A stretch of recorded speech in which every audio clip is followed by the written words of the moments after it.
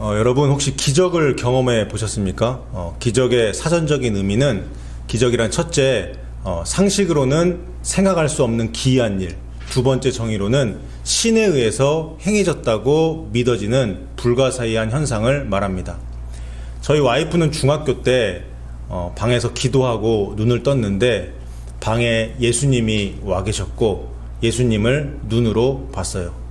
기적이었죠. 또 어떤 분은 죽을 고비를 넘기셨을 수도 있고 또 어떤 분에게는 엄청난 예언을 받고 그 예언이 성취되는 그 사건이 기적이었을 겁니다. 또 다른 분에게는 정말 슬픈 일이 있었는데 그것을 극복한 일이 기적이 될 겁니다. 상식으로는 이해가 안 되는 일, 하나님이 개입하시지 않고는 될 수 없는 일, 그것이 기적입니다. 저희 어머니께서 저를 임신하셨을 때 저희 집안 모든 사람들이 기뻐했습니다. 왜 그랬어요? 광산김씨 42대 손, 집안의 장손이 태어나기 때문이었어요. 그런데 기쁨도 잠시였어요. 어머니 자궁에 혹이 있다는 거예요. 병원에서 검사를 해보니까 이 혹을 제거하지 않으면 아이를 출산할 때 태아에게도 위험하고 또 산모에게도 위험하다는 그 결과가 나왔습니다. 그런데 그 당시 자궁 혹을 제거하는 수술이 성공할 확률이 50%였습니다. 제가 죽을 확률이 50%였어요. 저희 부모님은 한국에서 자궁 혹 수술을 가장 잘한다는 의사를 찾아가서 수술을 하기로 결정했습니다. 그때 어머니가 기도를 하셨어요. 하나님, 수술이 잘 되고 제 아들이 건강하게 태어난다면 저희 가족들 모두 예수님을 믿겠습니다. 수술은 성공했고 저는 무사히 태어났습니다. 여러분, 이거 기적입니다.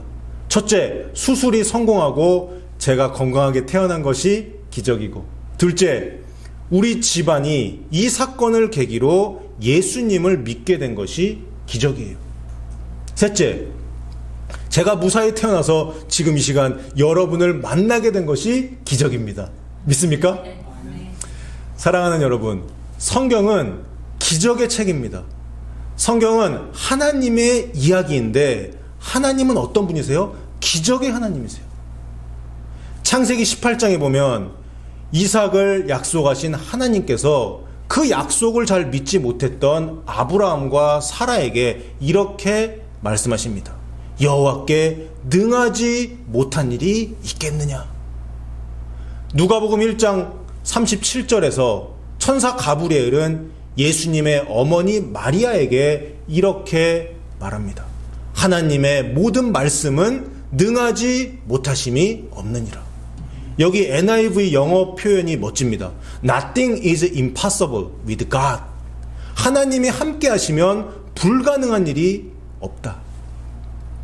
사도 바울은 감옥에서 빌립보 교회 교인들에게 이렇게 편지를 썼습니다. 내게 능력 주시는 자 안에서 내가 모든 것을 할 수 있느니라. 사랑하는 여러분, 오늘 이 말씀 시간에 기적을 경험하세요. 오늘 이 설교 말씀이 기적의 하나님의 말씀으로 들려진다면 그것이 바로 기적입니다. 여러분이 오늘 이곳 미주세안교회에서 예배 드리시면서 그리고 설교 동영상을 보다가 하나님의 강력한 임재를 경험한다면 그것이 기적이에요. 오늘 이 시간 주님의 기적을 경험하고 말씀으로 은혜 받고 예수님 만나게 되는 귀한 시간 되시기를 주님의 이름으로 축원합니다. 아멘. 여러분, 오늘부터는 누가행전이 시작됩니다. 누가행전이라는 말은 누가복음과 사도행전을 합친 말이에요. 누가복음 그리고 사도행전 두 책 모두 누가라는 사람이 썼습니다. 누가는 의사였어요. 그리고 역사 기록자였습니다. 누가는 그 당시 로마 제국의 높은 지위에 있었던 데오빌로라는 사람에게 이 글을 써서 보냈습니다. 1절을 보시면 우리 중에 이루어진 사실에 대하여 이렇게 글을 시작해요. 예수님의 생애를 말하고 있어요. 예수님의 탄생, 예수님의 사역, 십자가에서의 죽음, 그리고 부활, 승천, 이것이죠. 그리고 이것은 복음입니다. 2절을 보시면 처음부터 목격자의 말씀에 일꾼된 자들이 전하여준 그대로 내력을 저술하려고 붓을 든 사람이 많은지라 이렇게 나와요. 누가가 이 글을 쓸 때, 이 누가복음을 쓸 때 이미 마가복음이 나와 있었습니다. 그리고 Q 자료라고 해서 예수님의 어록집, 예수님의 말씀을 담은 그 문서가 존재했습니다. 그러니까 누가는 데오빌로 각하에게 이 글을 쓰면서 마가복음을 참고했고 Q 자료를 참조했어요. 그리고 그 당시 존재했던 사도들의 증언, 목격자들의 증언을 수집했습니다. 3절에 나온 대로 그 모든 일을 자세히 살펴서 사건 순서대로 데오빌로 각하에게 쓴 것이죠. 그럼 왜 이 글을 썼나요? 그 이유가 4절에 나와 있습니다. 데오빌로 각하, 이방인인 그에게 복음을 전하고 그가 더 확실한 믿음을 갖게 하려고 이 글을 쓴 거예요. 여러분, 누가가 데오빌로에게 써보낸 이 예수님의 행적을 기록한 글, 누가복음이 1편입니다. 그러면 속편 2편은 뭐예요? 2편은 바로 사도행전이에요. 사도행전 1장 1절에 보시면 데오빌로여, 내가 먼저 쓴 글에는 이렇게 시작이 돼요. 여기 먼저 쓴 글이 뭐예요? 누가복음이죠. 이렇게 누가복음과 사도행전은 저자가 같습니다.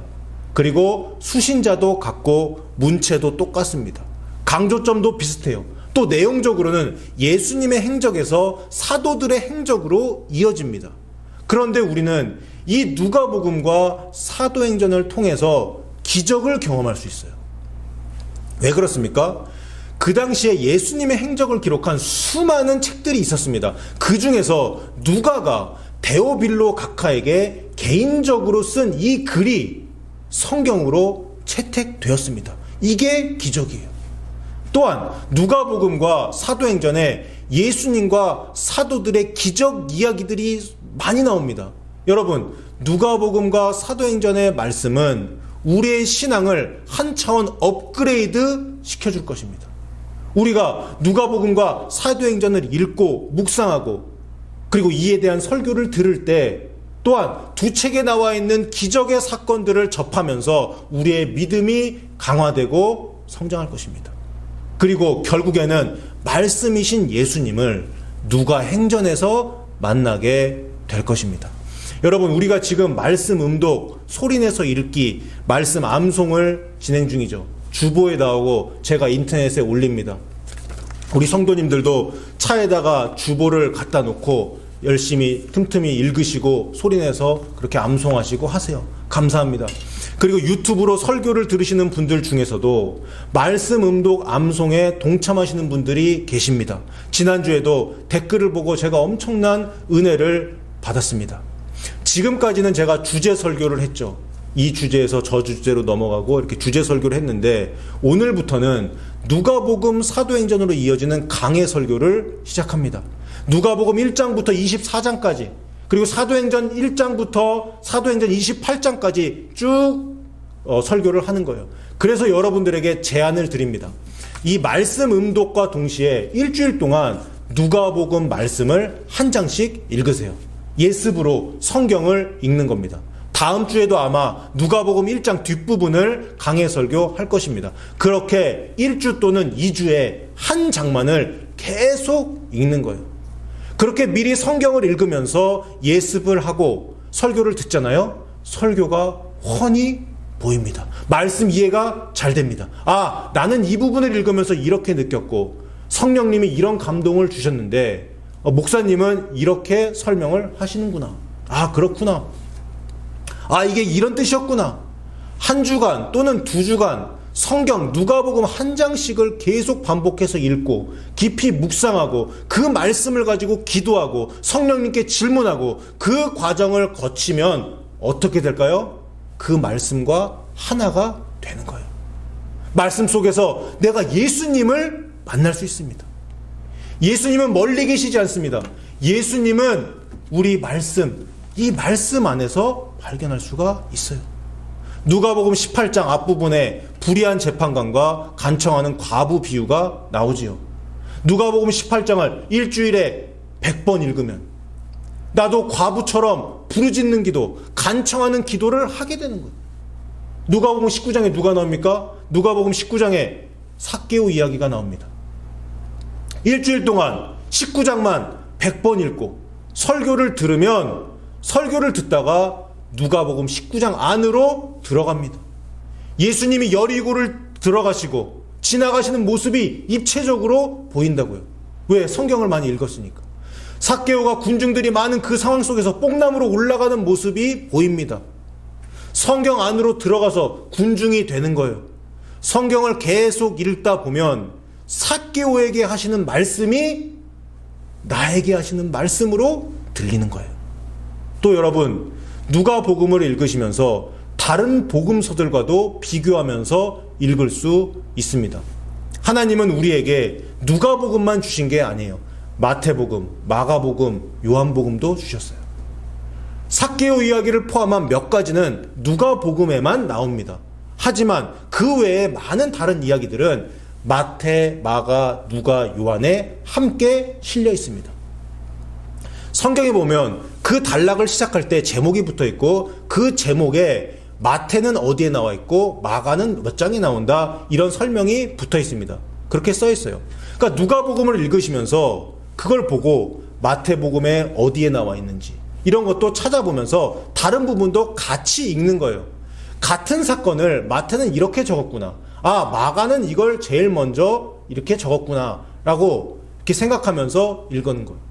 그렇게 사복음서를 비교해가면서 볼 때 성경이 입체적으로 이해가 되고 은혜가 됩니다.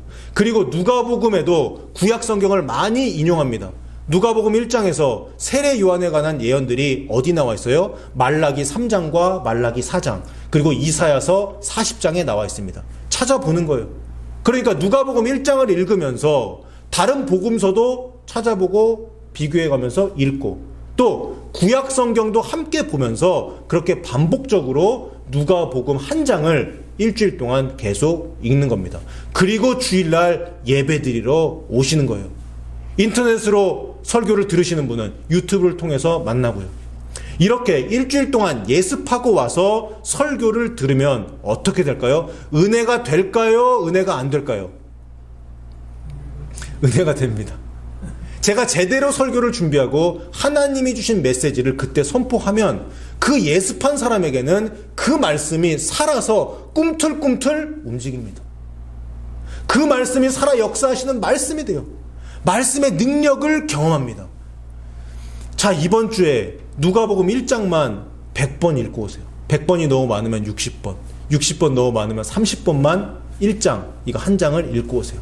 그 장에 나오는 주요 구절들이 어떻게 돼요? 외워집니다.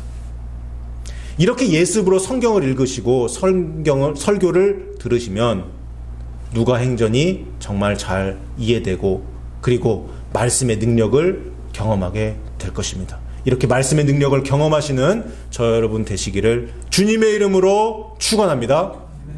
자, 이제 본론으로 들어가겠습니다. 누가는 데오빌로 각하에게 이 글을 헌정한다는 서문을 쓴 다음에 그리고서 예수님에 관한 이야기를 시작합니다. 그런데 시작부터 예수님 이야기를 하는 게 아니에요. 누구 이야기를 해요? 세례 요한 이야기를 합니다. 유다왕 헤롯 때 제사장 중에 한 사람이었던 사가랴가 나옵니다. 그의 아내는 아론의 자손이었고 또 이름은 엘리사벳, 영어로는 엘리자베스입니다. 6절에 보니까 이 부부가 하나님 앞에 의인이라고 나와요. 여러분, 의인이 어떤 사람이에요? 바로 다음에 설명이 되어 있는 것처럼 의인은 하나님의 말씀을 지키는 사람이에요. 사가랴와 엘리사벳은 모든 계명과 규례대로 흠이 없이 행했던 사람들입니다. 그런데 문제가 있었어요. 자식이 없었어요. 애가 안 생겼어요. 그 당시에 자식이 없다는 것은 굉장히 수치스러운 일이었습니다. 그리고 그 당시에는 여자 나이 10대 후반에 아기를 낳았습니다. 이미 나이도 많아서 아기를 낳기는 그런 힘든 상황이었을 거예요. 한편 그 당시 전체 제사장은 22개의 조로 나뉘어져 있었어요. 레위의 자손들이 제사장 역할을 감당했죠. 각 조는 1년에 2번 일주일 동안 성전 제사를 드리기 위해 예루살렘 성전으로 올라갔습니다. 누가 제사를 드리고 누가 분향을 할 것이냐, 이것을 제비를 뽑아서 결정을 했습니다. 그런데 그때 사가랴가 뽑힙니다. PPT 사진을 보여주세요. 이것이 이제 성막의 사진인데요. 어차피 이 제2성전, 지금 이 헤롯 성전도 이 같은 이 구조로 되어 있습니다.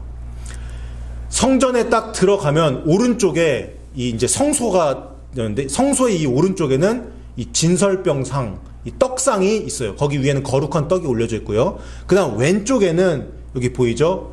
히브리어로는 메노라라고 하는데 이 촛대입니다. 7 등잔대, 이 등잔대가 딱 있고, 그리고 성소에 들어가서 정면에 보이는 것이 바로 오늘 본문에 나오는 분향단입니다. 저기 보시면은 이제 연기가 피어 올라가고 있죠. 이 분향단, 성소와 지성소를 휘장으로 구분을 하고요. 지성소로 들어가는 입구에 분향단이 있습니다. 지성소 안쪽에는 이제 언약궤가 있죠. 사가랴가 여기서 이 향을 피우는 이 제사장 역할을 제비에 뽑혀가지고 하게 된 겁니다. 이건 이제 매일 드리는 제사인데 사가랴가 제비로 뽑혀서 이 봉사를 하게 된 거죠. 여러분, 제사장으로서 이 성소에 들어가서 하나님께 분향을 한다는 것 자체가 굉장히 영광스러운 일입니다. 제사장 일생에 한 번 또는 2번 정도 이런 기회가 주어져요. 그리고 10절에 나온 대로 제사장이 이 분향을 할 때 다른 백성들은 성전 밖에서 기도를 했습니다. 사가랴가 이 영광스러운 분향을 하고 있을 그때 분향단 오른쪽에 천사가 나타났습니다. 분향을 하다가 사가랴는 너무 놀랐어요. 천사를 보고. 천사는 무서워하지 말라고 하면서 너의 간구함이 들렸다라고 말합니다. 그리고 예언의 말씀을 주시는데 너의 아내 엘리사벳이 아들을 낳을 것이고 그의 이름을 요한이라고 해라, 이런 말씀을 전해주세요. 여러분, 사가랴가 어떤 기도를 했던 거예요? 생명의 주관자이신 하나님, 제게도 자식을 허락해 주시옵소서. 이 기도를 평생 해왔던 거예요. 또 이런 기도였을 수도 있습니다. 하나님, 말라기 선지자가 400년 전에 훗날 언약의 사자 메시아를 우리 민족에게 보내주신다고 하셨는데 그 말씀을 이루어 주시옵소서. 속히 우리 이스라엘을 회복시켜 주옵소서. 이런 기도를 했던 것 같아요. 놀라서 정신을 못 차리고 있는 사가랴에게 천사는 장래에 태어날 아기의 미래를 말해줍니다. 그는 주 앞에 큰 자가 될 것이다. 그리고 그는 포도주와 독한 술을 마시지 않는 나실인으로 살아가게 될 것이다. 그리고 또한 요한이 모태에 있을 때 성령 충만함을 받을 것이다. 그리고 그는 이스라엘 자손을 옳은 대로 돌아오게 하고 예수님, 메시아가 오시기 전에 먼저 와서 예수님의 오실 길, 메시아의 오실 길을 준비하는 사람이 될 것이다. 여러분, 이거 엄청난 예언입니다. 여러분, 이 가브리엘 천사의 말에는 2가지 엄청난 기적이 포함되어 있습니다. 첫째, 나이가 많아서 아이를 못 낳을 것 같았던 이 부부에게 자식이 생긴 겁니다. 이거 기적이죠. 둘째, 이 아이는 자라서 하나님의 아들이 오실 길을 준비할 사람이 되고 결국 예수님이 이 땅에 오신다는 것을 천사가 말했는데 예수님이 이 땅에 오신다는 것이 기적이에요.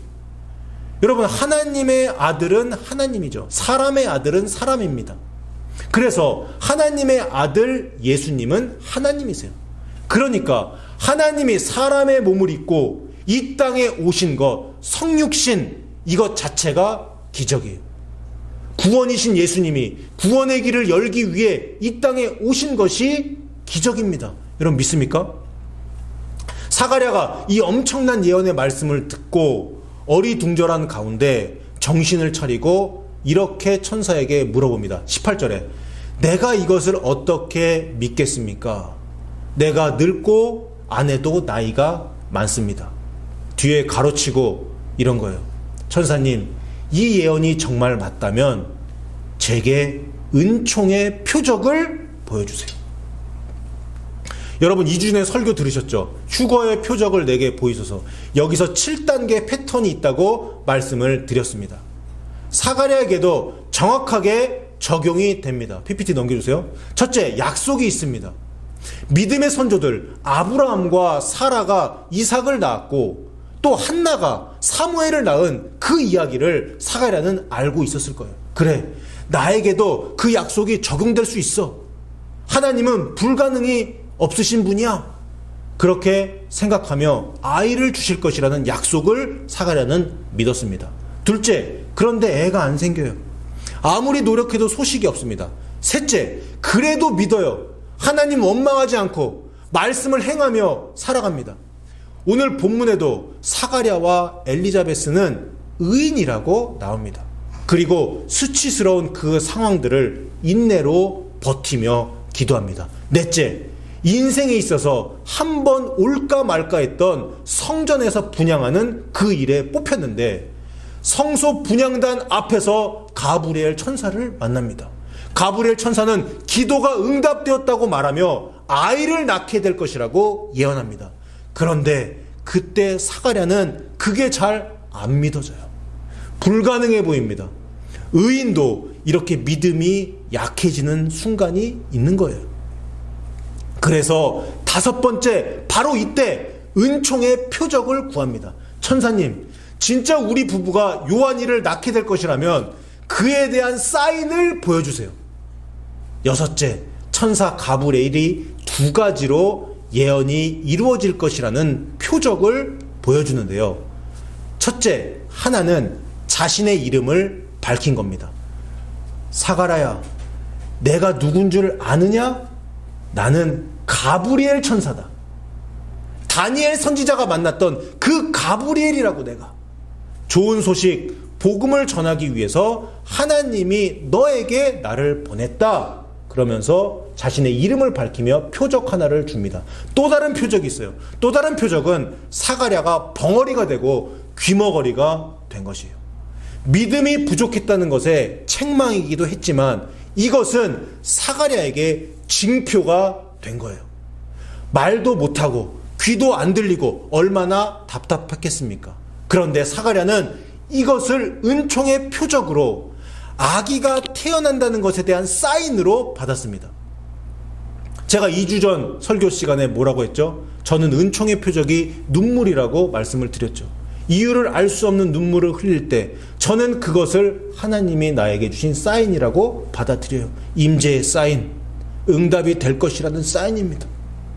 사가랴는 벙어리가 되고 귀머거리가 되면서 마음 가운데 기쁨이 넘쳤을 거예요. 왜요? 아, 이런 표적을 주셨구나. 진짜로 아기가 생기겠구나. 하나님께서 우리에게 요한이를 허락하시겠구나. 이것을 생각했을 겁니다. 사가랴는 이 은총의 표적을 받았기 때문에, 경험했기 때문에 아이가 태어날 때까지 힘들어도 버티고 하나님께 감사를 올려드린 겁니다. 마지막 7번째, 임신이 되고 아이가 태어나며 예언이 정확하게 성취가 됩니다. 할렐루야.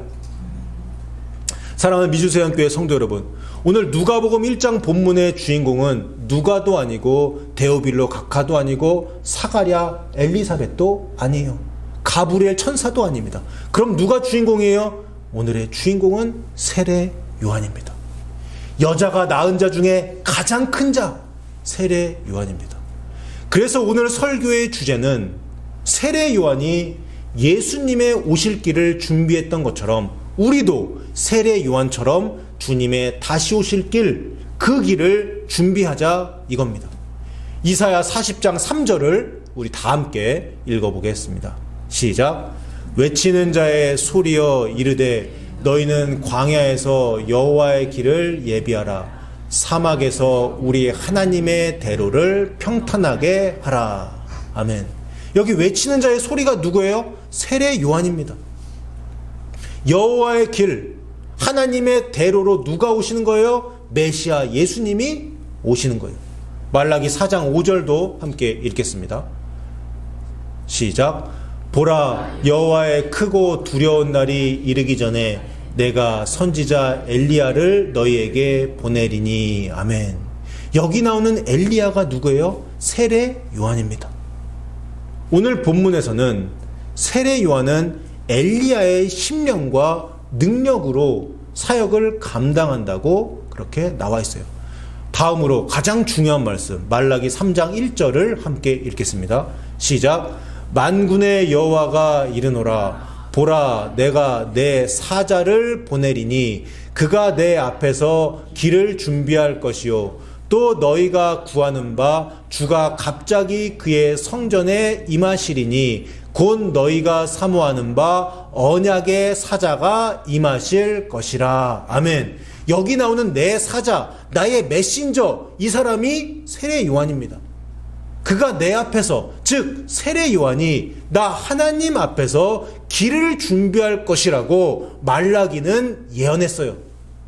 또 너희가 구하는 바, 너희가 그토록 기다려온 메시아가 갑자기 성전에 임하시리니 그는 언약의 사자, 언약의 메신저다라고 말합니다. 여기 나오는, 마지막에 나오는 언약의 사자가 바로 예수 그리스도입니다. 자, 지금까지 읽은 이 세 구절을 종합해보면 세례 요한의 사명은 예수님의 오실 길을 준비하는 거예요. 고대 근동에서 왕이 어떤 길을 가기로 되어 있다면 신하들이 미리 그 길을 깨끗하게 청소하고 그 울퉁불퉁한 길을 고르게 했습니다. 왜요? 왕이 편안하게 그 길을 가실 수 있도록 준비한 거죠. 세례 요한의 역할이 이겁니다. 우리 주님의 오실 길을 준비하는 자. 주님이 오실 길에 지저분하고 더러운 것이 있다면 치워요. 그 길에 장애물이 있다면 그 장애물을 제거해요. 평탄치 못한 길이라면, 울퉁불퉁한 길이라면 그 길을 평탄하게 고르게 합니다. 영적으로 해석하면 사람들이 진리 되시는 예수님을 만나기 전에 요한은 사람들에게 회개를 촉구합니다. 그래서 사람들이 죄를 끊어버리고 깨끗한 심령으로 예수님을 만나서 예수님이 영접할 수 있도록 돕는 그 역할을 하는 거예요. 이것이 주님의 오실 길을 준비하는 겁니다. 그리고 그 당시 요한을 따르는 수많은 제자들이 있었습니다. 하지만 요한은 나는 쇠하여야 하고 나의 친척 동생인 예수님이 흥하여야 하리라 라고 하면서 자신의 제자들을 예수님께로 보냈어요. 그는 제자들을 예수님께로 보내고 예수님을 높였고 자신은 역사의 뒤안길로 사라져 버렸습니다. 사랑하는 여러분, 우리는 모두 세례 요한이 되어야 합니다. 세례 요한의 사명이 저의 사명입니다. 또한 세례 요한의 사명은 곧 여러분의 부르심이에요. 저와 여러분은 광야, 이 치노일스에 외치는 소리입니다. 세례 요한은 초림의 길, 예수님이 처음 이 땅에 구원자로 오실 그 길을 준비했습니다. 사람들이 예수님을 받아들일 수 있도록 그 길 위에 있는 장애물을 제거했고 마음밭이 변화될 수 있도록 회개를 외쳤어요. 그리고 그 길을 평탄케 했습니다. 우리는 재림의 길, 예수님이 이 땅에 다시 오실 그 길을 준비해야 합니다. 이것이 우리의 부르심이에요. 많은 사람들이 마지막 때에 미혹되지 아니하고 예수님 영접할 수 있도록 진리를 외침으로 회개를 촉구하며 주님의 다시 오실 길을 평탄하게 해야 합니다. 2000년 전에 우리 주님은 종의 모습으로 오셨지만 앞으로 우리 예수님은 휴거 때 신랑의 모습으로, 그리고 올리브산에 지상 재림하실 때는 심판자이자 구원자의 모습으로 나타나실 겁니다. 세례 요한이 예수님의 초림의 길을 준비했던 것처럼 우리 미주세안교회 성도 여러분 모두가, 그리고 멀리 한국에서 또 미국에서 이 설교를 듣고 있는 우리 동역자 여러분 모두가 예수님의 휴거와 재림의 길을 준비하여 많은 이들을 천국으로 인도하는 그 기적의 주인공이 되시기를 주님의 이름으로 축원합니다. 아멘.